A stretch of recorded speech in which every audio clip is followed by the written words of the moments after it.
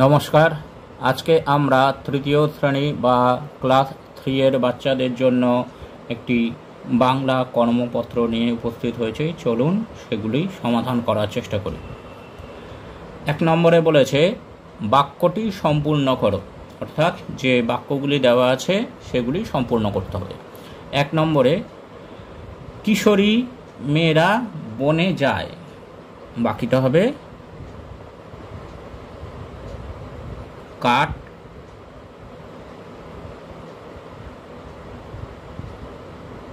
কাটতে। তারপরে 2 নম্বরে আছে অনেক উঁচু থেকে ফল পড়ল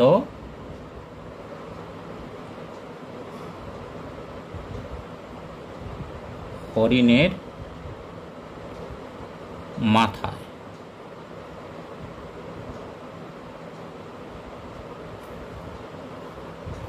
তারপর 3 নম্বরে ঝুড়ো মাটির মধ্যেই ছিল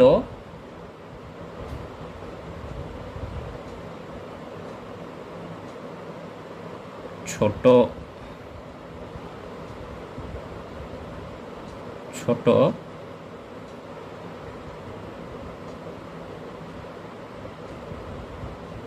পাখির বাসা। তারপর 4 আছে হাতি ঢুকে পড়ল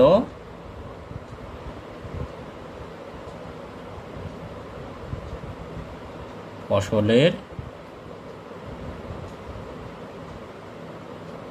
ক্ষেতে। 5 নম্বরে আছে সব নষ্টের গোড়ায় ছিল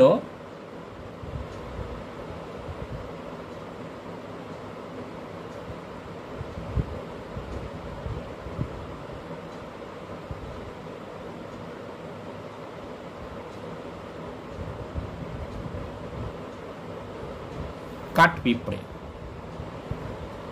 এইবার 2 নম্বরে যে প্রশ্নগুলি বলেছে, এখানে বলেছে নিচের প্রশ্নগুলির উত্তর দাও, অর্থাৎ যে প্রশ্নগুলি আছে তার উত্তর দিতে হবে। প্রথমে আছে কাটারির আঘাতে কার লেজ কাটা গেল, তাহলে উত্তর আমরা লিখব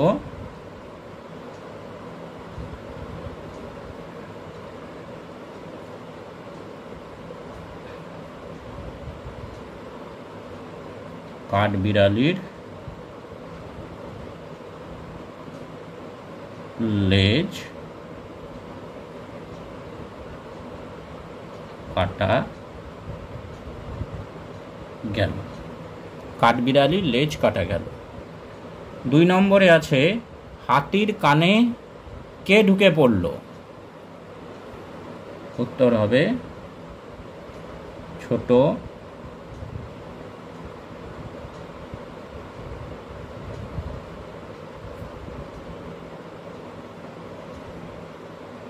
পাখি হাতির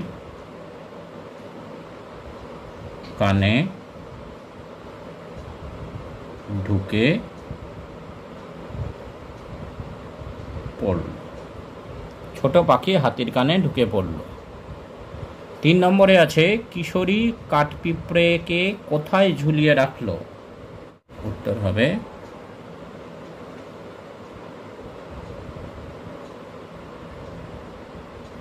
গাছের সাথে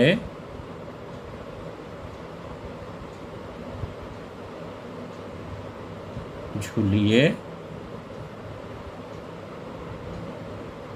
রাখল। এইবার 3 নম্বরে আছে কে কোন খাবার খায় সেটি লেখো, অর্থাৎ কোন প্রাণী কোন খাবার খায় সেটি লিখতে হবে। কাঠবিড়ালি খায়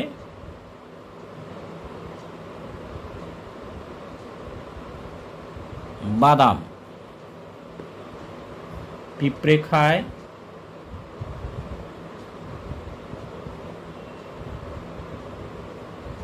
চিনির দানা,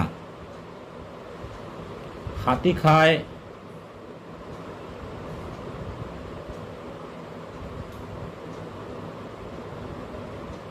কলা গাছ, পাখি খায় ফল, হরিণ খায় ঘাস। এইবার 4 নম্বরে বলেছে অর্থ লেখো, অর্থাৎ এই শব্দগুলি আছে সেই শব্দগুলির অর্থ লিখতে হবে।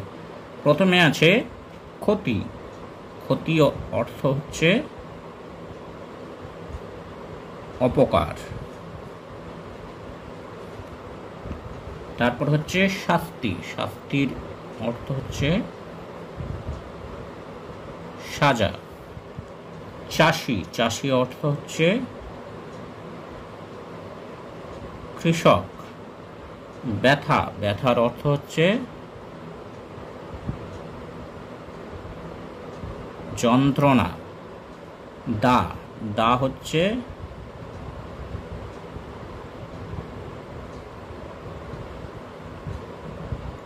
কাটারি।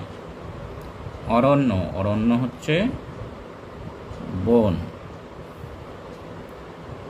গাঁ। গাঁ হচ্ছে গ্রাম। পাখি। পাখি হচ্ছে পক্ষী। এইবার 5 নম্বরে বলেছে বিপরীত শব্দ লেখো, অর্থাৎ এই শব্দগুলির বিপরীত শব্দ লিখতে হবে। প্রকাণ্ড।